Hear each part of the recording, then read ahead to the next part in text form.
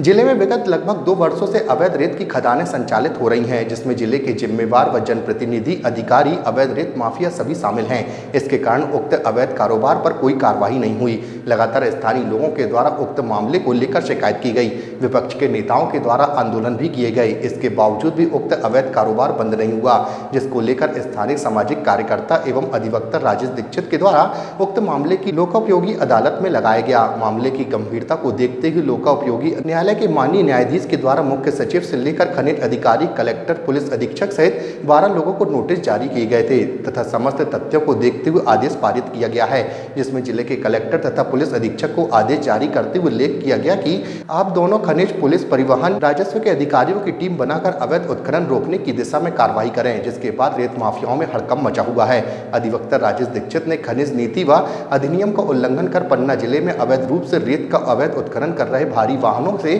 परिवहन करने से सड़कें खराब होने, जलीय जीवों का जीवन संकट उत्पन्न होने और जैव विविधता प्रभावित होने व वन भूमि में अवैध उत्खनन करने से वन संपदा नष्ट होना बताकर कार्रवाई करने हेतु आवेदन माननीय लोकोपयोगी अदालत में प्रस्तुत किया था। कि पन्ना जिला जो है वो पन्ना भारत का सबसे पिछड़ा जिला है और यहाँ अक्सर ये देखा जाता है भू माफिया, वन माफिया, रेत माफिया, हर माफिया यहाँ पर आकर के सक्रिय होते हैं और जिला प्रशासन भी उनमें अपना योगदान प्रदान करता है। फिर जब इसको देखा हमने तो यहाँ पर 2019 में मेरे द्वारा एक प्रकरण लगाया गया कि पन्ना में एक केन नदी है जो पूरे भारत में सबसे कम पोल्यूशन वाली नदी है। उस नदी में रेत उत्खनन लोग बिना अनुमति के कर रहे थे, ओवरलोड कर रहे थे, जिससे जलीय जीव जो हैं वो सब क्षतिग्रस्त हो रहे थे। नदी का पूरा जो सीना है वो छलनी हो रहा था और आखिरी में जाकर के जो बड़े बड़े 50 टन के हाईवा हैं वो साधारण रोडों के ऊपर घूम रहे थे। तो रोड गांव से जहां निकलते थे वहां रोडें नहीं बची थी और जो आकर के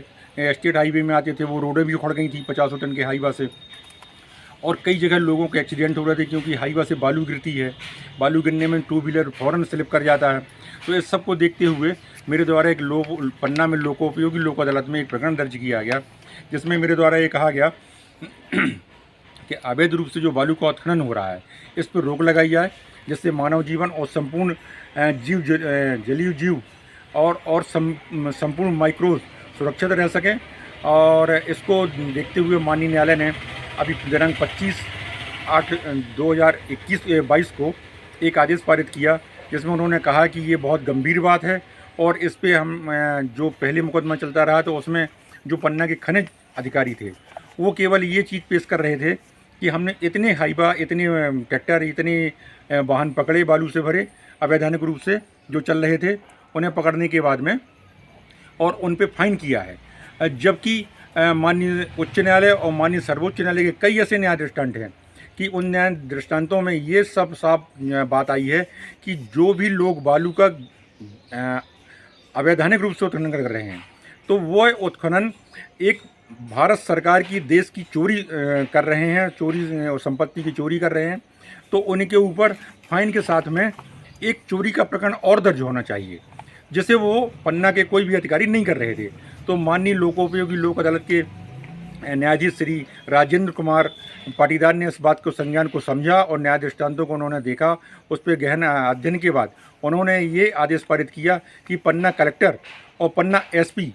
ये विभिन्न विभागों के कर्मचारियों को साथ में लेकर के, जैसे खनिज विभाग, परिवहन विभाग, पुलिस विभाग, ऐसे सभी के कर्मचारियों को साथ में लेकर के एक संयुक्त उड़न दस्ता बनाए और उड़न दस्ता के द्वारा जो भी पूरे पन्ना